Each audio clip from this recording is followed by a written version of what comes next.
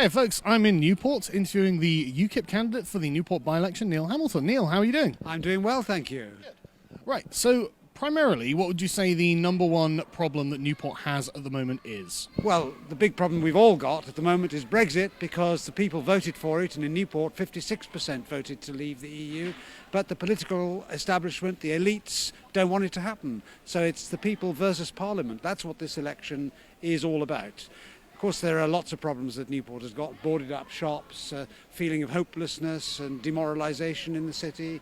You know, we've had a Labour government in Cardiff for the last 20 years, and Wales has gone backwards, not forwards. Well, yeah, so tell me a bit about the problems that Wales is suffering under what seems to be a kind of one-party Labour state. Yeah, well, we are a one-party state because ever since the Assembly was created in 1999, we've had a Labour government, and the electoral system reinforces their position. They've got half the seats on a third of the votes. And of course, Plaid Cymru are basically just the Labour Party with a Welsh hat on, and their policies are almost indistinguishable. You know, they're both socialist parties, and what has socialism done for a city like Newport? You know, it's a kind of political gulag here, and Wales is a poor country. Quarter of the households in Wales are in fuel poverty. They spend more than 10% of their income keeping warm and keeping the lights on.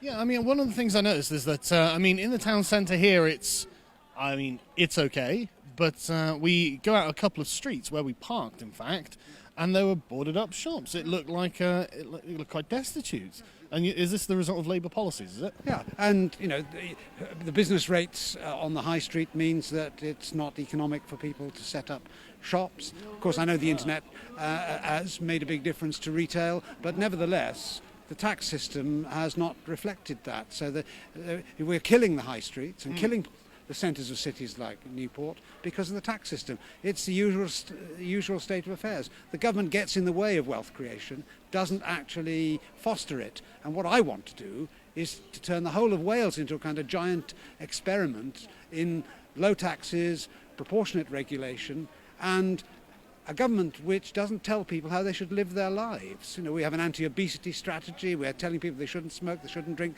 they shouldn't eat this, that, or the other, and that the political establishment should tell us in every respect how we should live our lives. That's not a free country, you know. And so UKIP is the only party that stands out against the consensus, because the Tories are just as nanny state bossy as the Labour Party is, but we're the only party saying it's up to us, the people, to decide for ourselves how we're going to live our lives. Yeah, I mean, I've noticed this as well, and my biggest problem is the very sort of conception of the idea of personal sovereignty is being eroded when the government is telling you what you can and can't eat. I mean, the decision is meant to be up to you. It's you who is meant to take responsibility for how you live your life, isn't it? Exactly. And now the internet, which was a great blow for freedom when it was created, because we've got a communication mechanism which enables us to outflank the MSM and the big broadcasting media and so on. All that is now being nibbled away at and eroded, and our personal freedoms are under threat yet again.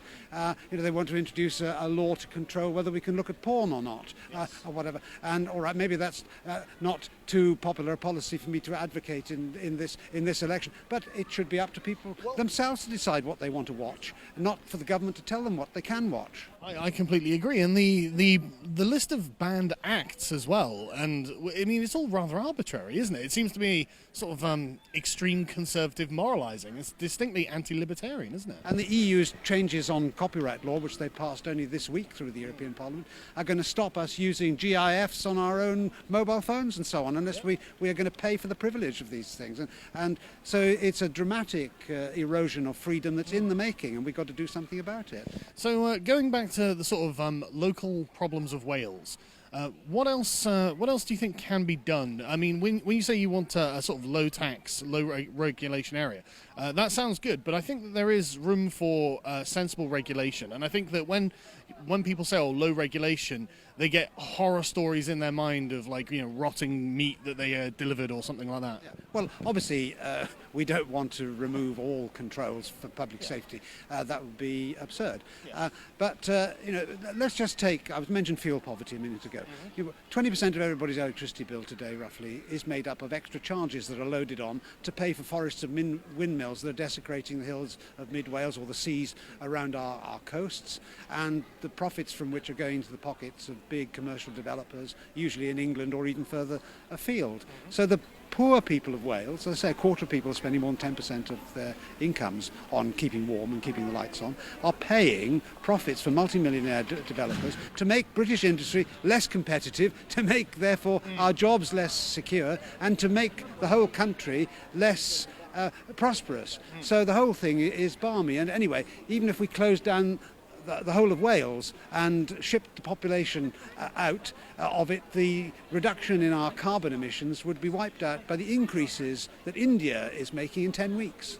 Yes, that's another thing. That, I mean, I'm obviously not against anti-pollution measures and protecting the climate, but I mean, it's kind of a drop in a bucket, really, when you look at what's happening in China and India. So it seems... Wales is responsible for 0. Hiya, how you doing? All right? Good man. Hi. Good man. I know you're a good man. Oh, well done. Thank you very much. Yeah. Do you vote UKIP? Yeah, he's a good guy. Thank you. He's a nice guy. I haven't paid him, by the way. No, I've to be never quite honest, met sometimes- before. No, I've watched you on telly. Yeah. You know, when people interview and things like that, you always smash it, mate. Well, there's an accolade. You are a legend. Can I ask you a question while you're here? What do you think is the sort of number one problem that's facing Newport at the moment? To me, I would think the most thing which is worrying me is the people sleeping in the street. Yeah. Especially in this commercial street, there's quite a bit of them, and then I work in a bank as well. Mm-hmm. So I think really, if somebody can do something about that, that would be great. Yeah. What do you think is the reason that there are so many homeless people? It might be a personal issue, which it might sound a bit harsh. Some people might be on certain things. Okay, some people it might happen that they are homeless because they couldn't afford to pay for accommodation. So, Changes in the benefit system have been botched as well. Exactly, that. And leaving people without leaving people without benefit for 6 weeks. How are they going to be able to buy food and basic necessities of life? And the government has now belatedly accepted this, and so they're changing the system. But for the last year and a half, we've had this intolerable situation. Absolutely. Really, I think if somebody really can work, especially, as you say, the benefit things like that. No food, mate. You just have to give them a quid or so. It's really... But we need to make Wales a more prosperous country so that Absolutely. people earn more when they're in work as well. And, Wales is a country which is super dominated by the public sector.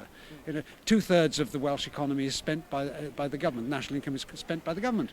But we only raise 1/3 of the national income from our own resources in Wales. So we need better jobs, and we need therefore to attract the industries of the future into Wales rather than concentrate on... So more entrepreneurism, basically. Absolutely. Yeah. Just to add one thing, mate, before I go, there's no place like Wales. Yeah. Okay? Yeah. Everybody is lovely. Look at that. People are always lovely, friendly. If more can be done, Yeah, really, exactly. to promote Wales, that would be absolutely great. Okay, well, thank you very much. Let me just enjoy my Okay, see you again. Cheers. Yeah, but Right. Okay. There we go. I kind of forgot what I was asking you about there.